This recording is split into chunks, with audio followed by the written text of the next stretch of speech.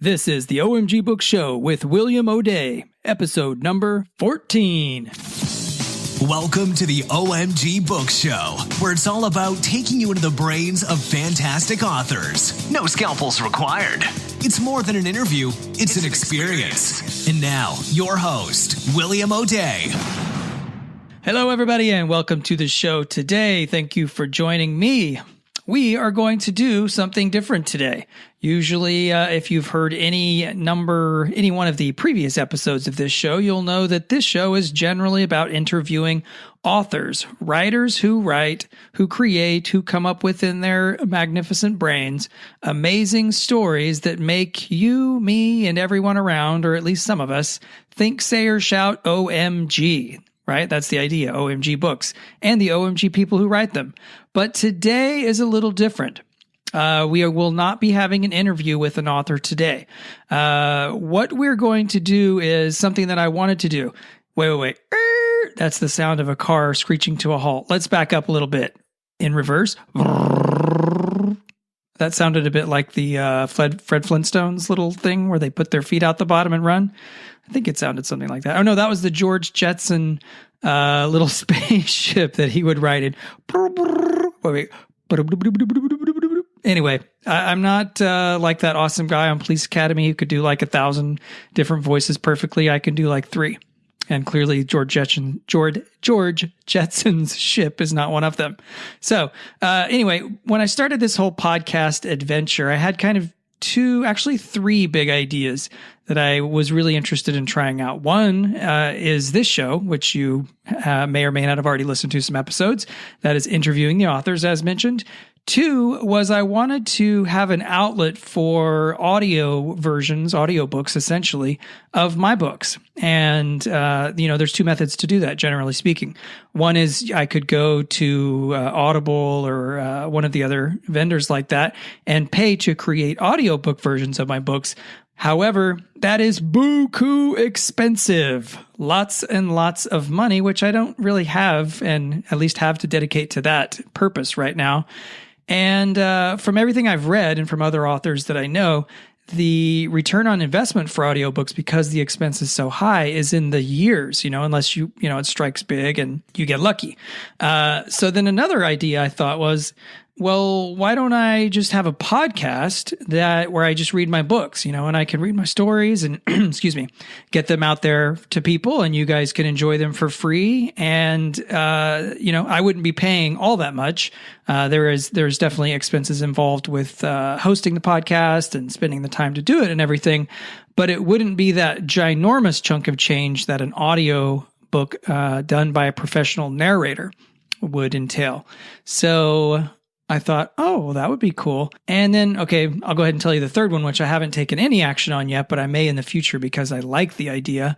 I wanted to do a survival oriented podcast, and not like a lot of the podcasts or websites that I've seen that are related to the survival topics.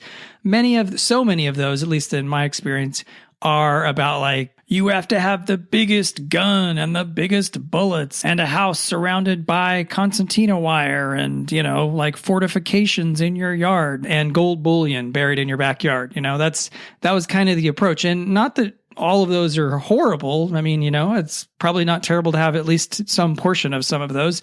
But it's survival in the modern age is so much more than, and here was let's get to the name of the website and the show. It was going to be, or maybe still will be, Smart Modern Survival.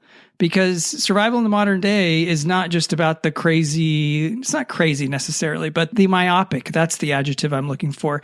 The myopic view that like 2 or 3 things is going to ensure your survival. Because let's face it, I mean, 1, life is way more complex than that. And 2, those kinds of things only come into play if we're looking at a serious apocalyptic occurrence. And the chances of something like that happening, like a global or even like country, continent-wide event like that, are extremely, extremely small, thankfully. So real modern survival, or smart modern survival, as and I've already got the website out there, so don't try to get it. Yes, I know, as if you had an interest too. Anyway, it's way more than that. It's about creating community. It's about building different skills so that you can, if you get laid off at one job, you can do another. I mean, I'm building a skill right now. How do I learn how to express myself clearly in public? I guess this is kind of a public. I'm in my room with no one else, but someone will listen to this eventually, which is kind of like public. And anyway, there's a lot more involved to it. So anyway, that's an idea for another time. Those are the 3 podcast ideas I have an interest in and wanted to do. So Smart Modern Survival just seemed like a much larger project that would need a lot more effort that I didn't really have time for right now. And it's maybe will be in the future at some point, but it would be cool. And I hope I get to it. So the other 2, going back to them, are OMG Books. That's what it turned out to be, interviewing amazing authors and the books they write. And also the reading my books. So I thought, well, I could do this one or that one or, whatever. And then I thought, oh, maybe I could combine them. And that didn't feel really right. So I kind of pushed the reading my books to the side for a while. But now that I'm just starting out, but 13 or so episodes into OMG Books, I think this is episode 14. Yep. And I thought, well, it's my show. Why can't I just throw in a little bit of each or in the other? Mostly OMG Books is going to be about interviewing other authors and kind of getting into their minds, as you are probably aware from previous episodes. So that's going to be the general format. But I think every once in a while, when the mood strikes, when the moon is just right, I might jump into, as we're going to do today, into one of my books and just read it, and we'll see what folks think. If you like it, send me a comment, send me an email, write it in a review, even better, or the best of all, write it in a review on iTunes or Stitcher, and let me know if this is something that you think is cool.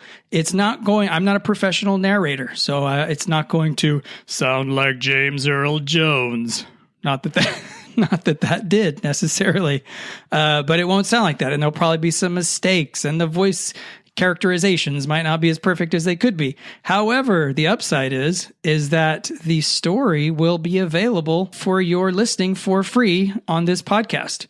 So you won't have to buy it. I won't have to pay a ginormous sum of money to bring it into fruition. So that's the idea. It's not going to happen most of the time. It'll probably, we'll see how things go as I move forward with the show and get feedback and understand how I feel about things. But I think on occasion, it just sounds like something fun and something that I wanted to do. So without further ado, now that you know all of that, my mind on the matter, I am going to be reading today St. John, which is one of the short stories that I have written that I particularly enjoy and always have had the idea that at some point I will probably want to do a novel on this guy, because the main character in it is really appealed to me, and he was a lot of fun to write. He's okay. I was about to say he's quirky, but quirky doesn't quite cover it. He is a serial killer. Let me just do the setup for you. John Klein is a serial killer who is so dangerous, so messed up, that any normal maximum security prison and whatnot was considered too insecure to keep him under guard. So they sent him to the International Space Station, the ISS. Because they figured, hey, what are you going to do? If you get out of there, you're in space and you die. So there's not much you're going to be able to do to escape that environment. So that is the setup. And after the short story, I'll just do a little bit of chatting about the idea. It's kind of like an author's notes I'll do at the end for those interested, kind of like where the idea came up from and a couple of other little tidbits about it. So now you know the who, what, when, where, why, how. Did I get them all? I think so. Let's get to it. St. John, a short story by William O'Day. Chapter 1. International Space Station, Detention Module. Convicted serial killer John Klein laughed when the station's physician dropped off yet another warm pouch of rehydrated mush for dinner. His stomach gurgled, a result of both hunger and a digestive tract with less than 48 hours of experience in microgravity. He reached through the bars and grabbed the offered packet. The label read, "Freeze-dried fresh organic peas." "Freeze-dried fresh, huh? Smells fishy to me." "It is not fish. Your daily protein requirement of 14 grams was administered this morning." "It was? Which color was that? The station's physician, Dr. Petrova, glared at him without so much as a change of expression. Either the Russian was good at glares or it was the only expression he knew. Yellow. Rehydrated eggs. John grimaced. Odds were good this was going to be the hardest time he'd ever done. What? You deserve better than the crew? We should flush you out an airlock and be done with it. And yet I'm here, an astronaut on the International Space Station, living out every kid's dream since Armstrong did the hopscotch on the moon. Mankind sent you away to die. John squeezed out a glob of the dull green goo and watched it drift upward in front of him. He chuckled. Feeding me this garbage couldn't have made that clearer. He pushed off and floated to the ceiling. Misjudging the effort required, he smashed his head against the metal panels before coming to a stop. He hadn't felt so totally incapable since learning how to ride a bike at the age of 6. He assumed it was all a part of the punishment, all part of the grand plan to make him pay for his perceived sins. He anchored on a handhold and opened his mouth just in time to catch the glob as it continued its ascent. Ugh, disgusting. He'd eaten old people that tasted better. Fresh my bahooch. Dr. Petrova pushed off to leave and then paused. Why did you choose this? John had never really thought about it. At the sentencing, the judge had offered death by lethal injection or 7 consecutive life sentences to be served in a new experimental program.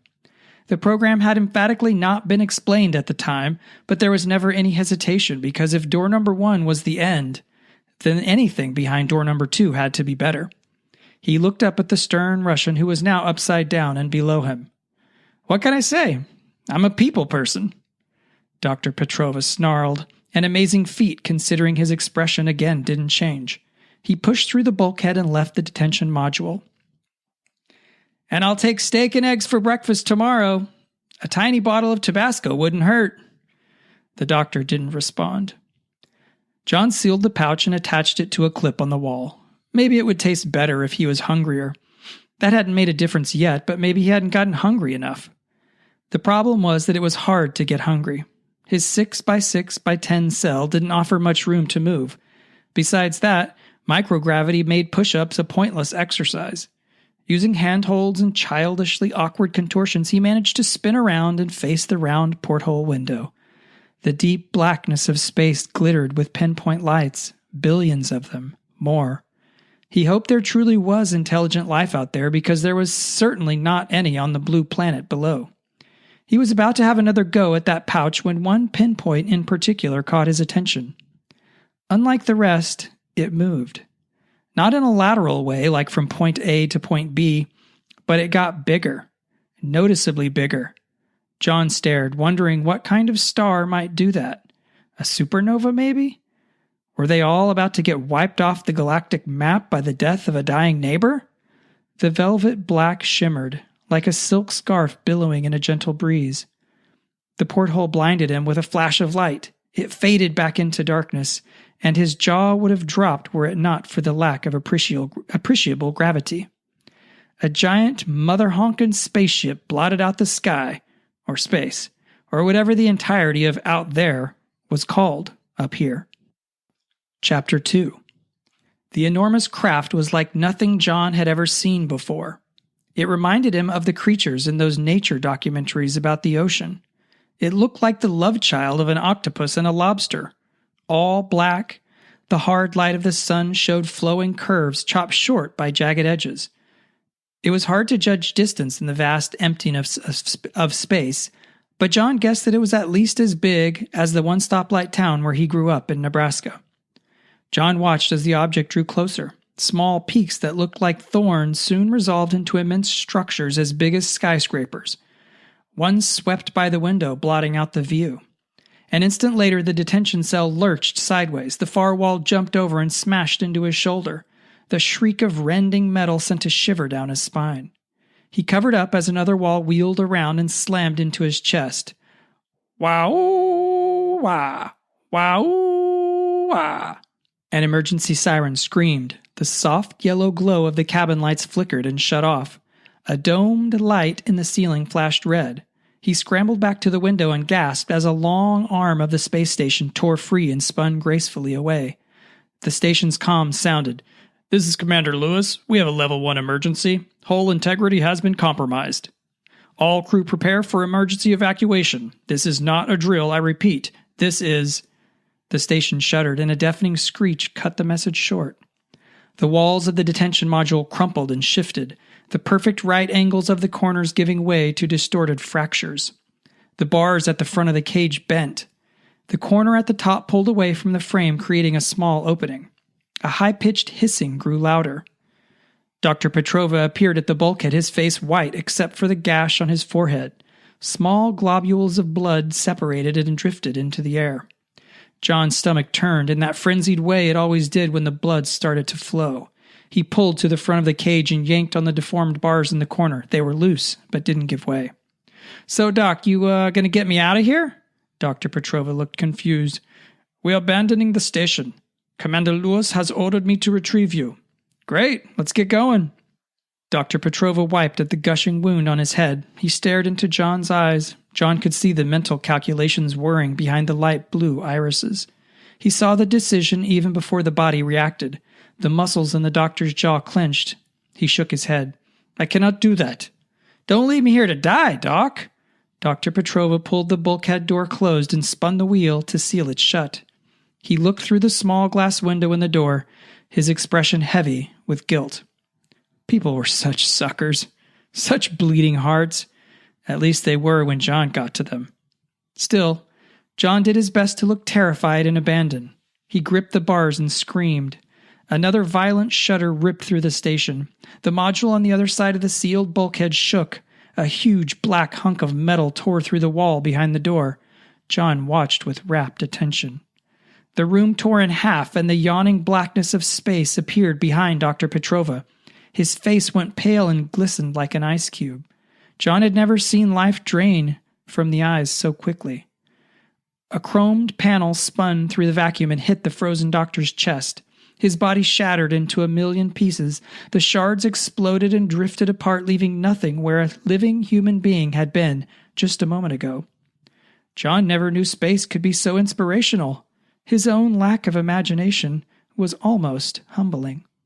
His ears popped as the pressure in the room changed. The tip of his nose tingled with the chill in the air. The hissing sound set his teeth on edge. The detention module wasn't going to be hospitable to life much longer. Worse yet, it wasn't going to be hospitable to his life much longer. Chapter 3. The first thing John had to do was get out of this tiny cell. He glided up to the corner where the bars had peeled away from the ceiling. He pushed his head through and wiggled and squirmed until his shoulders got stuck. A hard edge of metal bit into his neck. He strained harder, and the unforgiving edge sliced through his skin. Bleeding out like a cut pig wasn't going to help anything. He couldn't fit through. If only this had happened a month from now. After a month on that grog, he'd have been skinny enough to sail through with no problem. He squirmed backwards and broke free. He needed another couple of inches of clearance. Chewing a loose piece of skin on his lip, he considered what to do next. If he died in this mother-scratching hole, he was going to kill somebody. His breath fogged the air. His fingers felt thick and clumsy. The tip of his nose burned. He clenched the bars, feeling warm anger build in his chest. He reared back and kicked one of the bars, longing for it to be something softer and more sentient, something that could appreciate the brunt of his rage. To his surprise, the bar moved. It floated down, and he grabbed a hold of it. He jiggled it an inch in either direction. He braced his feet on either side and then yanked with all the strength in his wide back. The bar squealed and broke free. He wasted no time in angling the bar through the opening and pinning the end in the corner of the wall in the ceiling. He grunted and strained, and finally managed to lever the opening a little wider. The exertion and thinning air had his mind reeling. Black spots like dark matter stars winked in his vision. He squirmed through and this time made it. Free at last. Only he was still trapped in the detention module of a deteriorating space station 200 miles above the surface of the Earth. A pleasantly anonymous female voice spoke over the ship's comms. "Warning. Oxygen levels at 50% and dropping. Hypoxemia will occur in 5 minutes. Hypo what? Didn't sound good, and he could already tell it didn't feel good. Just wonderful. To pass out and die? What an idiotic ending to an otherwise heroic escape. John glanced out the porthole where he'd last seen the doctor floating off in a million different directions. Nothing but the emptiness of space greeted him on the other side. No luck there. He looked around the tiny room. The space outside the bars was smaller than the space inside. There were no other hatches. The wall was a maze of access panels and exposed circuitry. He noticed one near the floor in particular, larger than the rest. He pulled himself down and dug his thick fingers around the edges. It was too tight. He couldn't get a sliver of a fingernail under it. The pry bar. It had torn free with a tapered, jagged point on one end, like a makeshift spear. He pushed off the floor and smacked the top of his head into the ceiling where the bar was floating. He awkwardly maneuvered into position and jammed the tip of the spear into the seam of the access panel. He pulled back and the metal panel popped free and tumbled gently through the air. A run of blue and yellow cables disappeared into the dark recess. He grabbed his new spear, snugged it up against his chest, and wiggled into the ductwork. He breathed shallow breaths to keep his lungs half empty, both to give him space to maneuver and because the frigid air was starting to burn his lungs. Warning. Oxygen levels at 30% and dropping. Hypoxemia in 3 minutes. Chapter 4. John struggled through darkness for what seemed like forever, and then his head smacked a hard surface. He punched it and a panel popped out, tumbling through the air. He pushed out of an open duct halfway up the wall. His hand shot toward the floor to brace his fall, but then he floated in place. He realized how much he missed the simple things, like things that fell down when nothing but air supported them. He looked around. Warning. Oxygen levels depleted. Hypoxemia imminent. Some kind of maintenance module. Stacks of crates brimming with unidentifiable spare parts. A domed light in the ceiling flashed red, spools of wire that were probably awesome for doing things he didn't care about. And then something that mattered. A suit. The white kind with the big domed helmet.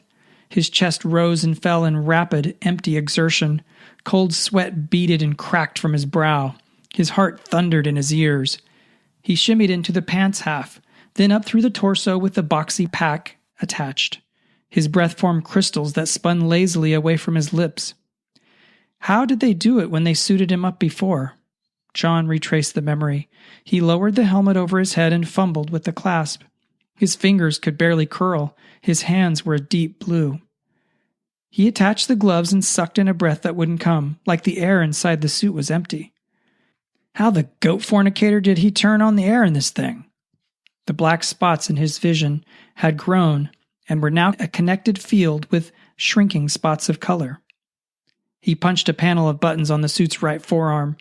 His eyes closed, or maybe they were open and the remainder of his vision went dark. A faint hissing sound mixed with the furious thumping of his heart. John collapsed inside the suit. His last thought one of detached discontent. To die before truly leaving his mark on the world. Wasted potential. He slipped away for a time. From far away, a soft crackling sound. EVA Suit X11, this is Houston. Come in. What was that? EVA Suit X11, this is Houston.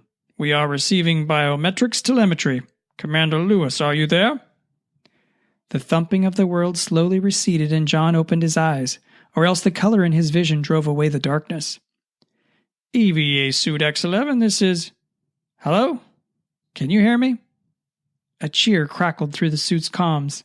Yes, Mission Director Olson speaking. Who is receiving? John Klein at your service. The air felt thicker now. John's usual sense of place and position returned. The suit's comms crackled. Please hold for further communications. You were hoping for someone else? There was no reply. John laughed. He flexed his hands and noticed with satisfaction that the range of motion was limited only by the thick gloves and no longer by being half frozen. He waited for a while, not minding the absence of the incompetent voices below. Some moments were enjoyable simply because you were there to do the enjoying. The suit's comms sputtered. Mr. Klein, this is Mission Director Olson. I'm not telling you anything you don't know when I say we were hoping it was anyone else but you. John grinned and wondered if the helmet had an interior camera showing his mirth. I'm glad you find that amusing, Director Olson said. It did. Good to hear from you, Ken. That's your name, right? Director Olson is fine. Listen, Ken, catch me up. Where is everybody? As far as we can tell, the rest of the crew are dead. We thought everyone was gone, but then started picking up signals from your suit. What a disappointment for you. Houston didn't reply. I've got a question for you, Ken. Go ahead. When are you bringing me home? Chapter 5. Mr. Klein, we've been considering that and we're inclined to leave you. What? Get my attorney. I got a life sentence, not a death sentence. Your attorney won't be joining us. John wanted to hang up on them, but he had no idea how to turn off the suit's comms. However, we have an offer, one already signed off on by the president. John hated being the powerless one, the one begging for life. It wasn't a position he was accustomed to. Swear words formed in his mind and dangled from his lips. He wanted to scream them, to spill them out in a fury, but he didn't. Mama in heaven above would never forgive him for it. Make your fahooch an offer. He'd come up with quite a few alternatives over the years, ones she wouldn't mind and yet still felt pretty good to say. You're aware that a large unidentified spacecraft appeared over our planet. Yeah, E.T. decided to come for another visit, so what? E.T. was a film, and despite Area 51 rumors and the like, this is mankind's first verifiable alien contact. Thanks for the history lesson, Ken. Will there be a test later? Here's the offer. We want you to EVA and contact whatever is in the ship. Why me? Why don't you call them? You're talking to me, surely you have a space phone to call them. We've tried. They apparently don't take collect calls. Then wait for them to contact you. We can't. Why? Because while the ship is orbiting the planet at around 15,000 miles per hour, it is also descending. Our current calculations place touchdown in the Atlantic Ocean in less than 20 hours. I still don't get why you need me to go say hello. It's simple, Mr. Klein. That impact will cause a tsunami that wipes out the eastern seaboard an hour later. Other waves will decimate cities along the coast in Europe and Africa. It will be an extinction-level event, Mr. Klein. Hence, we need to facilitate open lines of communication as quickly as possible. John didn't feel the same horror he assumed the director was feeling. Sure, it would be bad, but only because there wouldn't be anyone left for him to kill. A lion without a herd of antelope was king of nothing.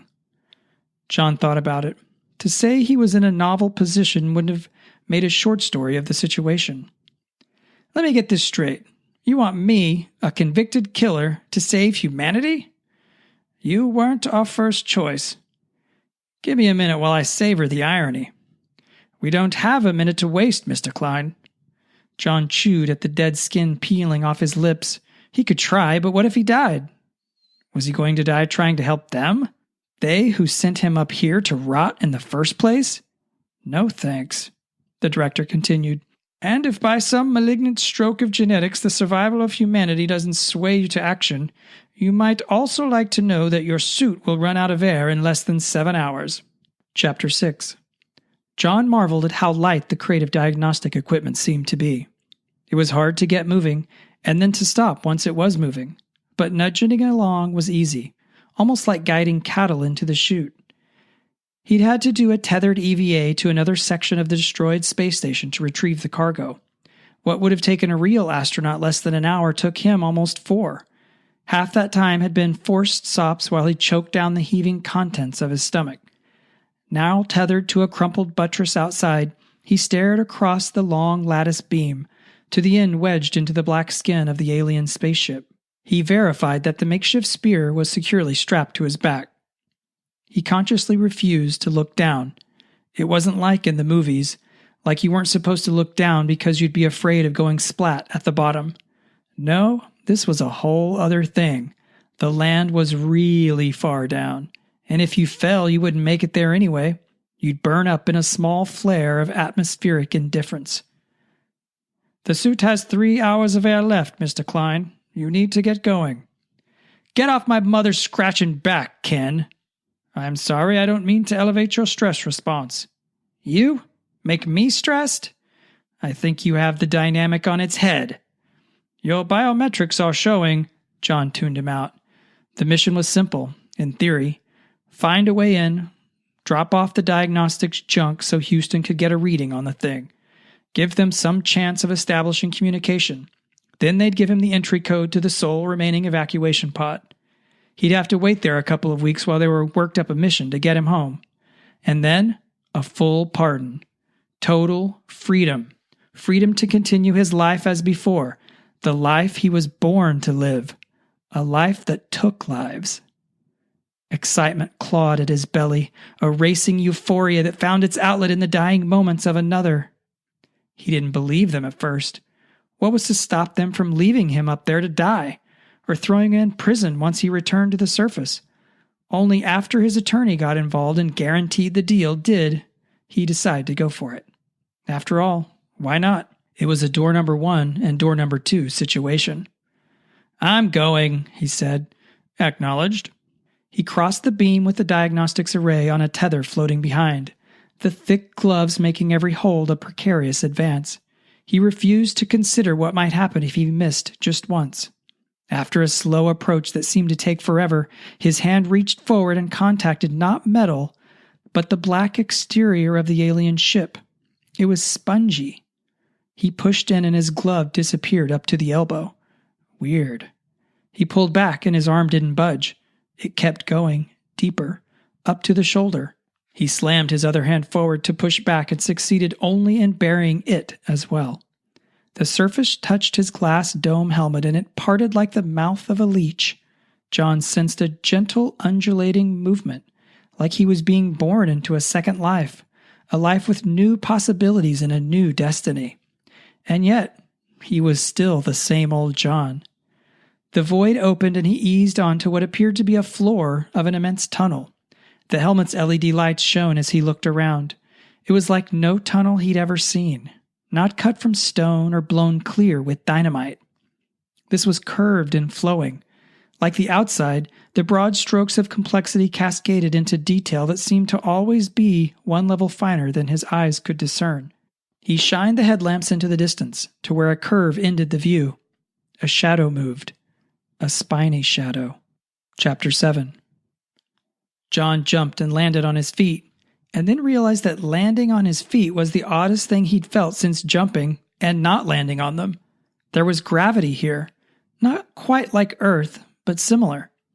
He tried to move the diagnostics crate and it didn't budge. It was way heavier than he'd realized. They must have had some serious equipment in there. Another shadow moved, closer, less than 100 yards away this time. As John focused on it, the shape seemed to dissolve into the sides of the tunnel. He didn't want to know. "Hey, Ken, I did my part. The box of junk is here. This place is giving me the creeps." He said the last part to himself as much as to them. "Give us a few moments to confirm. Hurry the chuck up." A shadow twice as tall as a man separated from the wall across from him, 10 feet away. The thing seemed to be a part of the wall and then yet independent of it. A long spine of protruding spikes, black appendages that sloped to the ground and melted back into the larger organism. Jaws filled with glistening black teeth slowly opened. John raised the spear and felt the most unusual sensation in his life, stranger even than the first time he watched the light fade from a victim's eyes. The hairs on the back of his neck stood on end. His palms tingled. He didn't place it at first. And then he understood. Fear. He felt fear. And just as quickly, rage overcame it. He jabbed the sharp, jagged tip of the spear up at the monster. "Stay away from me! I'll kill you!" In total silence, the beast closed the distance between them. It crashed down as John drove the spear up with all his might. The jaws snapped and sheared his left arm off at the shoulder. The spear punctured the beast in the center and it hissed violently as it collapsed to the floor. In seconds, the ground swallowed it. John yanked the spear free before it too got sucked down. The pain of the amputated limb burned in his mind like the fuse to a pile of dynamite. More shadows appeared, all melting out of the walls, surrounding him. "Mr. Klein, we have verified the delivery. Thank you for your service to mankind. We pray God may weigh your sacrifice against the crimes stained upon your soul." "What?" The shadows closed in. "No!" John swung the spear in wide arcs, cutting through a couple of the monsters closer in, but there were too many. Beep, beep, beep.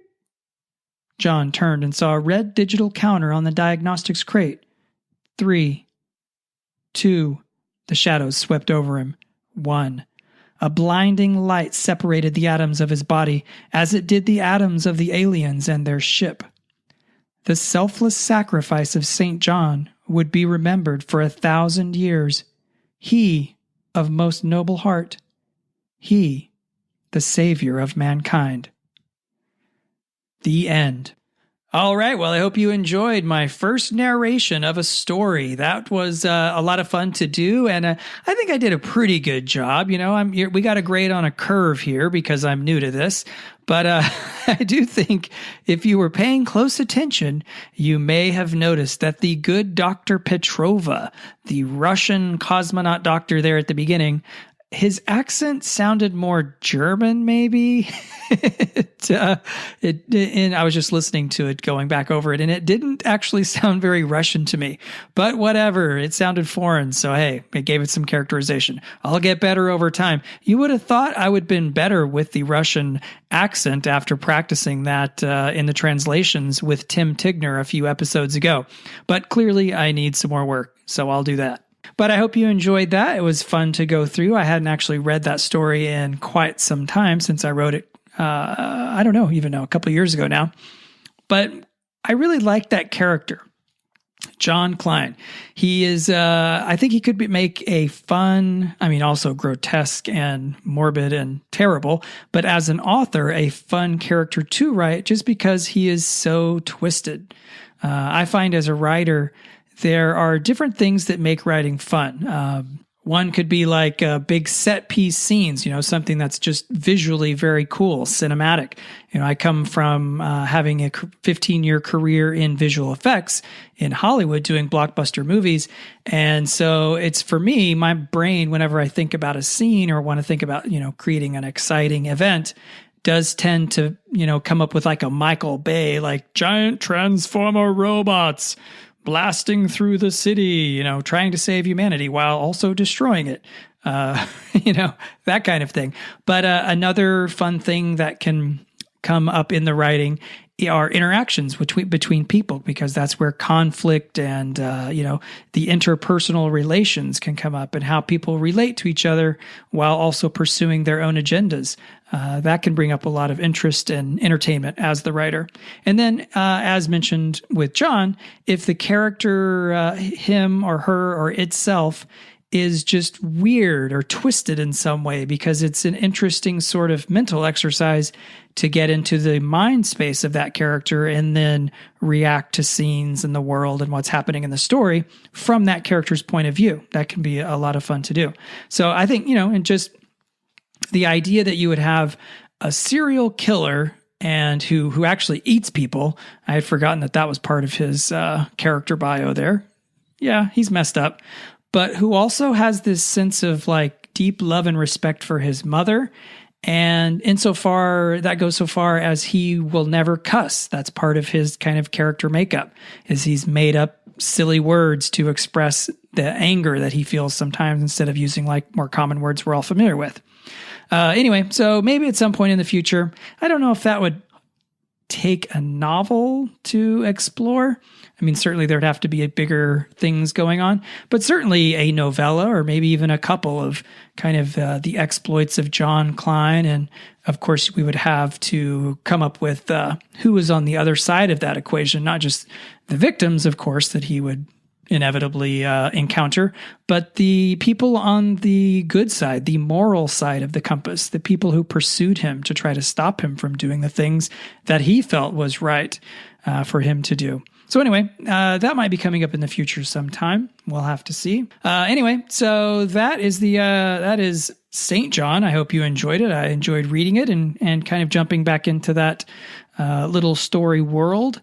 One of the things, I mentioned the author's notes. I wanted to mention the way that I came up with this story is one technique I like to use for just coming up with story ideas, and that is crashing together two separate, apparently disparate ideas. So in this case, as an example of that, two or three is usually a good idea.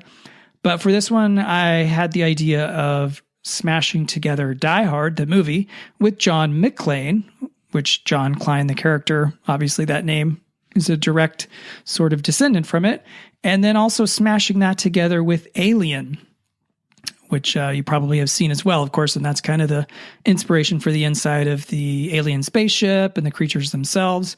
So I smashed those two together, and then, of course, somehow the hero from Die Hard, John McClane, turned into a serial killer that ate people and got sentenced to the ISS to serve out his life sentence. So anyway, that's kind of the cool part about smashing disparate things together, because you don't just get like a 50-50 blender mix of the two. You'll often get a lot of other kind of unique angles to throw in there. So that can turn into some really fun ideas. Anyway, that's how this story came into being. I hope you enjoyed it. Next week, and if you actually, one other thing, if you want to read this story, you can pick it up on Amazon, I believe, or you can also actually, pick it up from the website for signing up to the email list. It is one of the free items in the starter library. That includes the Darwin Protocol, which is a novel, the first novel in the Last Peak series, and then 2 short stories, which one being St. John, and then also the other being The Tank Man. And The Tank Man is a rather long short story, almost approaching novella length, I would say. And it is involved in the Recovering Eden series, which that's what I'm working on right now. I'm actually working on book 2 in the Recovering Eden series. That's called Soul Survivor, and I'm getting near the end of that. So that is going to be a very, very cool book. Can't wait to get it out there for folks to check out. Oh, yes, and I'd forgotten to mention, I still haven't had a chance to indulge, to try, to test Russell Blake's mega awesome margarita recipe. So that is still on my list of to-dos. I just haven't really felt like having a margarita in the last week or so. So I will try to get to that over the next week and report back with my totally biased and non-objective findings. But be sure to join us next week, where we get back to our normal schedule of events for OMG Books. And that is when we interview the writer J.T. Sawyer, and that is a pen name for a gentleman by the name of Tony Nestor. And this guy is completely awesome. He runs a survival classes out in Arizona by Flagstaff, just a couple hours outside of Flagstaff, if I remember right. And I actually ended up attending one of his courses called a 3-day knife-only course several years ago. And it was totally awesome. Tony is an amazing storyteller, both in person and in the books. He is writing the best-selling Emergence series, amongst a number of other books. I think he's got 19 books out or so right now. So he isn't just an amazing storyteller in person, which he is, by the way, and we talk a little bit about that in the interview, but he has transferred that ability, translated that ability to writing books, and he absolutely knocks it out of the park there as well. So be sure to join us talking to Tony. It's a lot of fun, and we kind of discuss some of what he does outside of writing books, as well as the writing book side as well.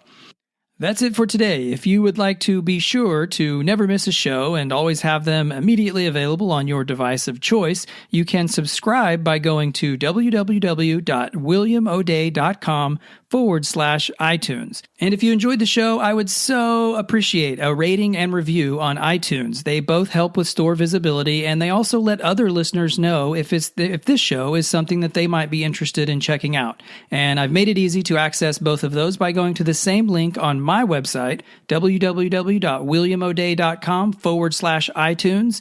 That will have a link there that you can jump over to either subscribe and or maybe all three, rate and review the show. So I would so appreciate that. Thank you so much. That's it for now. We'll see you next week. Thanks for listening to the OMG Books Show. You can find out more at www.williamodea.com.